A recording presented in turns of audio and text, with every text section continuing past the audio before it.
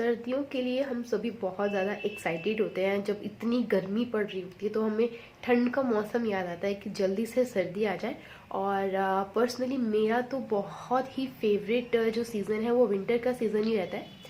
But जब बाहर ज़्यादा ठंड पड़ने लग जाती है तो इस टाइम पर हम लोगों के लिए भी और बच्चों के लिए भी काफ़ी ज़्यादा मुश्किलें आ जाती हैं, क्योंकि इस टाइम पर हम बच्चों को लेकर या खुद भी बाहर नहीं जा पाते हैं क्योंकि इतनी ज़्यादा ठंड होती है।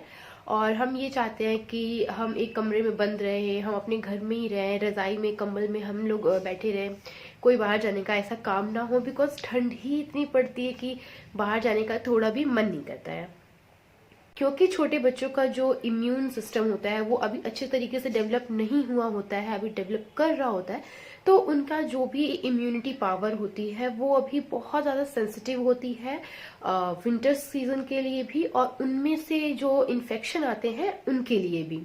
अगर आप एक न्यू मदर हैं तो आपके अंदर एक स्ट्रेस, एक टेंशन बनी रहती है अपने बेबी के लिए, क्योंकि बेबी का जो इम्यून सिस्टम होता है वो अभी डेवलप हो रहा होता है। तो विंटर इन्फेक्शन के लिए बेबी अभी बहुत ज़्यादा सेंसिटिव होता है, जिसकी वजह से बेबी को स्टफी नोज, स्नीजिंग, कफ, कोल्ड, ये सारी चीज़ें, छोटी छोटी जो प्रॉब्लम है ये होल विंटर सीजन आपको फेस करनी पड़ती है, जो कि बहुत ही कॉमन है, ये हर बच्चे में होता है।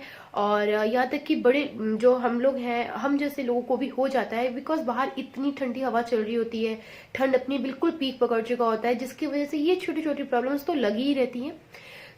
आपको टेंशन लेने की कोई भी ज़रूरत नहीं है। आई नो आप लोग कुछ कुछ होम रेमेडीज करते होंगे और अपने तरफ से बिल्कुल ध्यान रखते होंगे अपने बच्चों का, ताकि आपके बच्चों में जो ये प्रॉब्लम है वो ना आए और वो सेफ रहें विंटर सीजन्स में। बट मैं अपने पर्सनल एक्सपीरियंस के हिसाब से आपके साथ शेयर करने वाली हूँ कुछ टिप्स। तो चलिए वीडियो को स्टार्ट करते हैं। और वीडियो स्टार्ट करने से पहले एक छोटी सी रिक्वेस्ट की, अगर आपको ये वीडियो पसंद आती है तो इसे प्लीज लाइक कीजिएगा और आगे शेयर जरूर कीजिएगा, ताकि आगे भी लोगों की हेल्प हो सके। और अगर आप मेरे चैनल पे न्यू हैं तो इसे सब्सक्राइब कीजिए और बेल आइकन को प्रेस कीजिए, जिससे कि मेरी वीडियोस की सारी नोटिफिकेशन सबसे पहले आप तक पहुंच सके। वीडियो को स्टार्ट करते हैं। सबसे पहले आता है लेयरिंग और क्लोथिंग।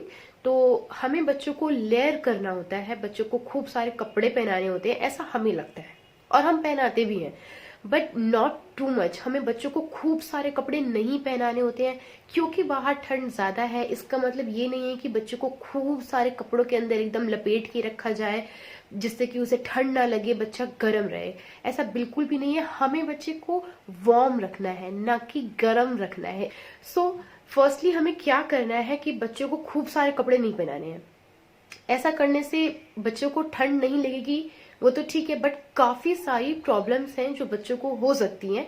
जैसे कि सबसे पहला आता है कि बच्चा कंफर्टेबल नहीं रहेगा, उसे फ्री फ्री फील नहीं होगा, एकदम लगेगा कि उसको किसी ने जकड़ रखा है। वो एकदम से बंधा हुआ फील करेगा, बिल्कुल भी फ्री फील नहीं करेगा, वो अच्छे से प्ले नहीं कर पाएगा और अच्छे से ब्रीथ भी नहीं ले पाएगा। तो एक तो ये हो जाएगा। नेक्स्ट आता है बच्चे को स्वेटिंग हो सकती है, क्योंकि हम खूब सारे अगर कपड़े पहना देंगे तो बच्चे को बहुत ज्यादा अंदर से गर्मी होगी, स्वेट करेगा बेबी, और जिस वजह से बच्चे के बॉडी पे रैशेस हो सकते हैं या जो रेड स्पॉट हम देखते हैं वो भी हो सकते हैं। और ऐसा गर्म कपड़े पहनाने से बिल्कुल कॉमन है, ये आप हर बच्चे में देख सकते हैं। इवन हम लोग भी पहनते हैं जब स्वेटर या कुछ ऐसा गर्म कपड़ा, और अगर स्वेटिंग हो गई हमें उसमें तो हमें रेड स्पॉट या रैशेस कहीं ना कहीं निकल ही आते हैं, और ऐसा सेम बच्चे के साथ भी हो सकता है। ये कुछ जो कॉमन प्रॉब्लम है ये हमें ज्यादा कपड़े पहनाने की वजह से दिखने को मिलती है। तो हमें ज्यादा कपड़े नहीं पहनाने हैं। हमें कैसे पहनाने हैं ये मैं आपको बता देती हूँ। फर्स्ट आपको कोई कॉटन की बनियान बनानी है अपने बच्चे को, उसके ऊपर से कॉटन की फुल स्लीव्स टी शर्ट पहनानी है। और पहले डायरेक्टली ही आपको कोई वुलन नहीं पहनाना है, बिकॉज डायरेक्ट अगर आप बिना किसी कॉटन की टी शर्ट या सेंडो बनियान के अगर आप पहना देते हैं वुलन कपड़ा या टी शर्ट कुछ भी, तो उससे, जैसा आपको मैं बता रही थी, कि उससे स्वेटिंग हो सकती है, या वुलन कपड़ों से भी काफी टाइम ऐसा होता है कि इन्फेक्शन हो जाती है, बच्चे को रैशेज या कुछ स्किन प्रॉब्लम लग जाती है। तो ये ऐसा करने की कोई ज़रूरत नहीं है। आपको पहले कॉटन पहनाना है, टी शर्ट, सैंडो बनियान, देन आपको कोई जो बॉडी वॉर्मर होता है तो वो पहना सकते हैं आप। उसके ऊपर आप कोई स्वेटर या आपको कोई और वूलन टी शर्ट पहनानी है तो आप वो पहना सकते हैं, और इतना इनफ होता है अगर आप घर में हैं। अगर आप स्वेटर पहनाना चाहते हैं तो स्वेटर भी पहना सकते हैं। आई थिंक कि घर के अंदर इतनी सर्दी नहीं होती है तो घर में आपको जैकेट या ज़्यादा मोटे स्वेटर की ज़रूरत नहीं है, तो आप इतने कपड़े पहनाइए, बच्चा बिल्कुल ठीक रहेगा, उसको ठंड भी नहीं लगेगी और कंफर्टेबल रहेगा।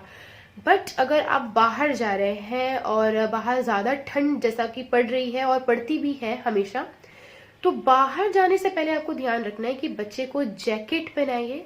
जैकेट मुझे बहुत पसंद है जब मैं बाहर जाती हूँ, अपने लिए भी और अपने बच्चे के लिए भी।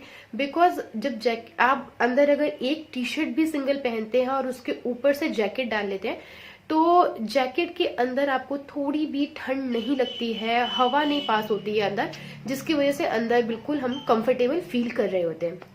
बट अगर आप बाहर जाते हैं और जैकेट नहीं पहनते हैं, मोटा स्वेटर, कितना भी 2-3 स्वेटर अगर पहन के जाते हैं तो आपको हमेशा थोड़ी थोड़ी ठंड लगती रहती है, बिकॉज वो स्वेटर के अंदर जो हवा होती है वो पास कर रही होती है और बॉडी में वो ठंड लग जाती है। तो जब आप बाहर जा रहे हैं तो ध्यान रखिए कि बच्चे को जैकेट पहना के ले जाइए, वो बहुत अच्छा ऑप्शन होता है। नेक्स्ट, आपको टोपी पहना के ले जानी है। घर में भी अगर आप हैं और ठंड ज्यादा है तो आप पतली टोपी कोई भी उसको पहना सकते हैं और पतला सॉक्स पहना सकते हैं। बाहर जा रहे हैं तो उसको अच्छी टोपी जो कि पूरा गला, कान और ये जो गाल होते हैं ये सारी ढकी हो इस तरीके से, बिकॉज यहाँ जब ठंड लगती है तो दांत की प्रॉब्लम और गले की प्रॉब्लम, गले में दर्द वगैरह ये सारी लग जाती हैं। तो बाहर जाने से पहले आपको मोटी कोई कैप पहनानी पड़ेगी, सॉक्स पहनाने पड़ेंगे और शूज पहनाने पड़ते हैं। अगर आप इतना उसको कवर कर देते हैं तो ठंड लगने की तो बिल्कुल भी चांसेस खत्म हो जाती हैं और बच्चा बिल्कुल हैप्पी हैप्पी रहता है, फ्री फील करता है। नेक्स्ट आता है मसाज। तो मसाज बहुत ज़्यादा ज़रूरी होता है सर्दियों के मौसम में। अब काफ़ी लोग मसाज सर्दियों में नहीं करना चाहते हैं, उन्हें ऐसा लगता है कि मसाज करने के लिए पूरे कपड़े उतारने पड़ेंगे जिससे बच्चों को ठंड लग जाएगी। तो ये बिल्कुल करेक्ट है, लेकिन इसका मतलब ये नहीं है कि आप बच्चे को मसाज ही ना करें।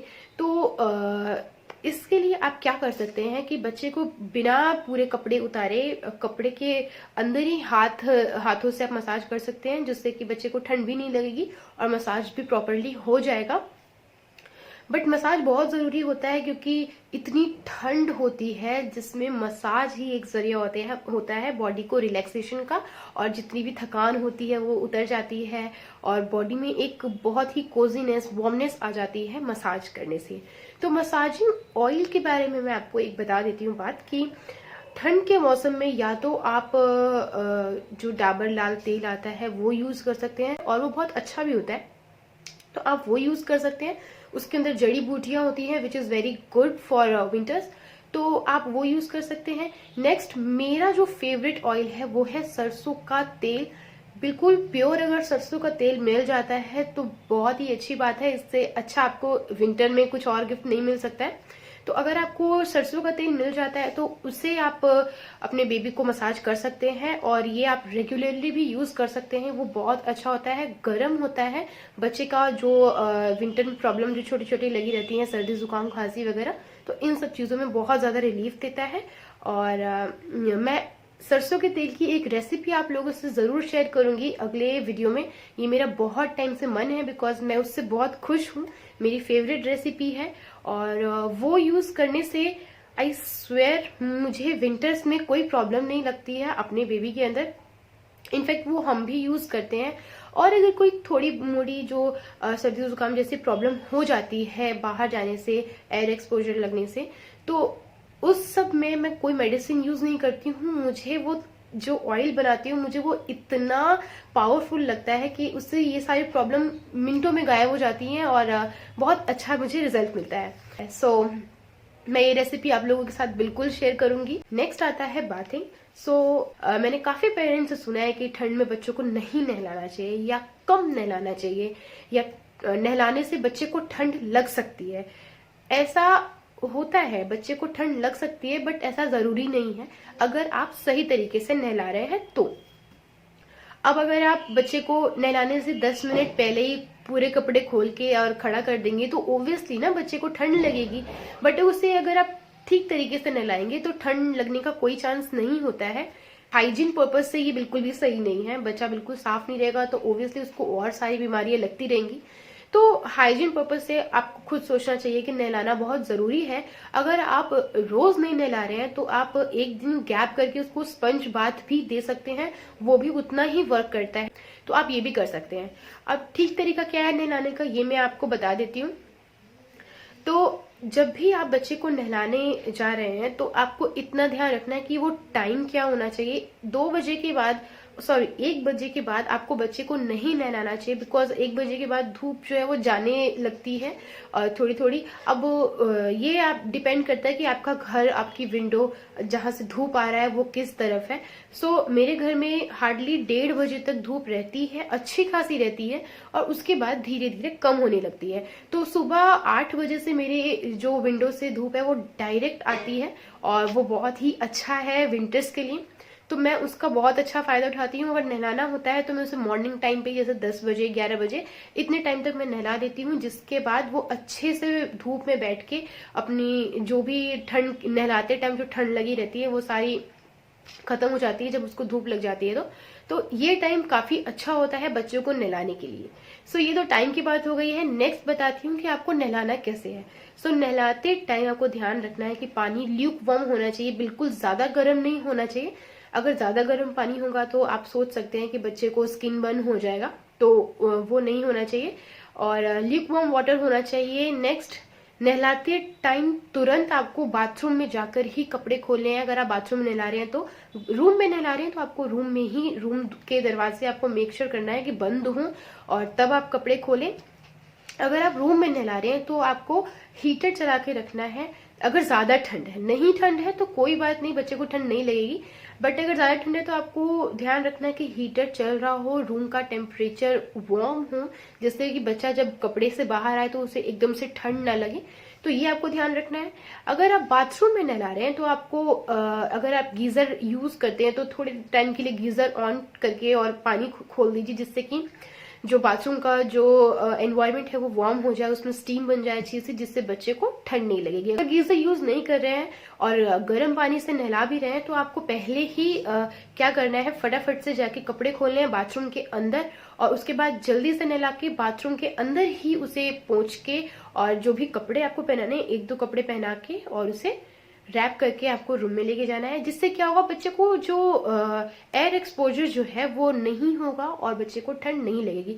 क्योंकि नहाने और कपड़े पहनने, इन दोनों के बीच का जो टाइम होता है, इसी में बच्चे को ठंड लगती है। क्योंकि इसी टाइम पे बच्चा जो है बिल्कुल, उसके बॉडी का जो टेम्परेचर है अलग होता है, और जब वो एयर एक्सपोजर से मिलता है तो बच्चे को सर्दी लग जाती है। तो इस चीज का आपको ध्यान रखना है। अगर आप ये ध्यान रखते हैं तो बच्चों को ठंड लगने का सवाल तो पैदा ही नहीं होता है।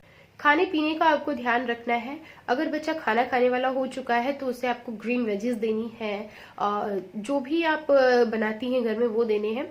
और अगर वेजिटेबल नहीं खाना पसंद करता है बच्चा तो आप वेजिटेबल सूप बना सकते हैं, टमाटो सूप बना सकते हैं। सूप बहुत अच्छे होते हैं, बिकॉज वो फ्लूइड भी है और बहुत गर्म भी होता है। तो ठंड में मुझे ऐसा लगता है पर्सनली कि वो बहुत अच्छा वर्क करते हैं बॉडी को अंदर से वार्म करने में। तो आप ये कर सकते हैं। और आपको मौसम के जो फल होते हैं ना, वो बहुत इंपॉर्टेंट होते हैं बच्चों को खिलाने में। और अगर खुद भी आप खा रहे हैं तो बहुत अच्छा काम करता है आपके इम्यून सिस्टम को स्ट्रॉन्ग करने के लिए। तो विंटर्स में काफी सारे फ्रूट्स मार्केट में आ रखे होते हैं, वो फ्रूट्स का आप जूस दे सकते हैं, या नॉर्मली फ्रूट अगर बच्चा च्यू कर सकता है तो फ्रूट भी खिला सकते हैं। तो ये आपको ध्यान रखना है। नेक्स्ट आता है आपको वैक्सीनेशन का जो टाइम है वो ध्यान रखना है। वैक्सीनेशन आपकी टाइम पे लगी होनी चाहिए बच्चों की। ये आप एक बार जरूर चेक कर लीजिएगा, बिकॉज बाहर इतना ज्यादा फ्लू फैल रखा है और कोविड तो एक्सट्रीम लेवल का फैल रखा है। तो इन टाइम पे आपको ध्यान रखना है कि बच्चे का जो भी शेड्यूल वैक्सीनेशन है वो कंप्लीट हो, कोई भी मिसिंग ना हो। बिकॉज यही सारी वैक्सीनेशन है जो बच्चे को बाकी सारी प्रॉब्लम से सेफ रखती है, क्योंकि बच्चों के लिए अभी तक कोई वैक्सीन नहीं आई है कोविड की। सो इन सारी वैक्सीनेशन के यूज से हम बच्चे को सेफ रख सकते हैं। तो ये जरूर आप लोग ध्यान रखिए कि बच्चे की सारी वैक्सीन टाइमली हो रखी हो। नेक्स्ट आता है कि अगर इन सब के बावजूद भी बच्चे को ठंड लग गई है तो हमें क्या करना है। बिल्कुल भी घबराने की ज़रूरत नहीं है, क्योंकि अगर आप एक्सपीरियंस मदर हैं तो, या फिर अगर आपके घर में आपकी मम्मी है, सासू माँ है, तो कुछ ना कुछ होम रेमेडीज़ तो आपको भी पता ही होंगी। और अगर पता है तो प्लीज़ मुझसे शेयर ज़रूर कीजिएगा कमेंट सेक्शन में जाके। और मैं भी वही होम रेमेडीज़ अप्लाई करती हूँ, खुद पर भी, घर में भी, सब पर, और अदिति पे भी। और यकीन मानिए इट वर्क्स। मैं बहुत खुश होती हूँ। मुझे ऐसा लगता है कि मतलब बिना किसी मेडिसिन के मेरे बच्चे की ठंड, जो सर्दी खांसी है, वो खत्म हो जाती है। तो इससे अच्छी और क्या ही बात हो सकती है। तो आप क्या क्या होम रेमेडीज करते हैं ये मुझे जरूर बताइएगा, और मैं क्या करती हूँ ये मैं आपको बता देती हूँ अभी। तो अभी मैं कुछ कुछ बता रही हूँ, और नेक्स्ट वीडियो में मैं इसकी एक पूरी वीडियो लेकर आऊंगी, पूरी वीडियो होम रेमेडीज पर ही लेकर आऊंगी। तो आपको क्या करना है, आपको घर में ही होम रेमेडीज करनी है। जैसे कि मैंने आपको तेल बताया था, आप सरसों का तेल बना सकते हैं अपने बच्चे के लिए, और वो लगा सकते हैं। इससे सच मानिए सर्दी खांसी जो होती है वो बहुत ज्यादा रिलीफ करती है, बहुत ज्यादा आराम मिलता है उससे। नेक्स्ट आप कर सकते हैं, बच्चे को हनी दे सकते हैं। हनी से क्या होता है, जो थ्रोट इन्फेक्शन होता है वो खत्म हो जाता है, जो कफ बच्चे को हो रहा होता है वो खत्म हो जाता है। तो वो भी आप कर सकते हैं। आप बच्चे को लौंग दे सकते हैं। अब लौंग कैसे देना है, लौंग बहुत कड़वी होती है तो बच्चा ऐसे ही नहीं गल्प कर सकता है। तो आपको क्या करना है, उसे तवा पे हल्का सा रोस्ट करना है, और उसके बाद उसे कूट लेना है, या अगर आप ज्यादा बना रहे हैं तो ग्राइंड कर लीजिए ग्राइंडर में। उसके बाद उसे आप हनी में मिलाकर दे सकते हैं बच्चे को, वो स्वीट हो जाता है। तो वो सर्दी और खांसी दोनों में बहुत अच्छा वर्क करता है, और इसका रिजल्ट आपको फर्स्ट डोज के बाद ही मिल जाता है। और मैंने ये अप्लाई भी किया है, और मैं हमेशा करती हूँ। इनफैक्ट मैं सर्दियां स्टार्ट होते ही एक डिब्बे में इसका मिक्सचर बना के रख लेती हूँ, और एवरी डे एंड नाइट मैं एक दिन में 2 बार देती हूँ अदिति को, और एक बार मैं खुद लेती हूँ, और एक बार उसके पापा भी लेते हैं। तो ये काफी अच्छा काम करता है सर्दी और खांसी को दूर रखने में, और अंदर एक वार्मनेस भी बना के रखता है। तो आप ये यूज कर सकते हैं। ये तो बहुत ही कम चीजें हैं जो मैंने आपको बताई हैं, और नेक्स्ट वीडियो में मैं जरूर इनकी पूरी लिस्ट लेके आऊंगी आपके साथ और शेयर करूंगी। तो अगर आपको ये वीडियो पसंद आई है तो इसे प्लीज लाइक कीजिएगा, और अगर इन्फॉर्मेटिव लगती है तो आगे जरूर शेयर कीजिएगा, ताकि आगे भी लोगों की हेल्प हो सके। Bye bye, take care, Radhe Radhe, stay safe.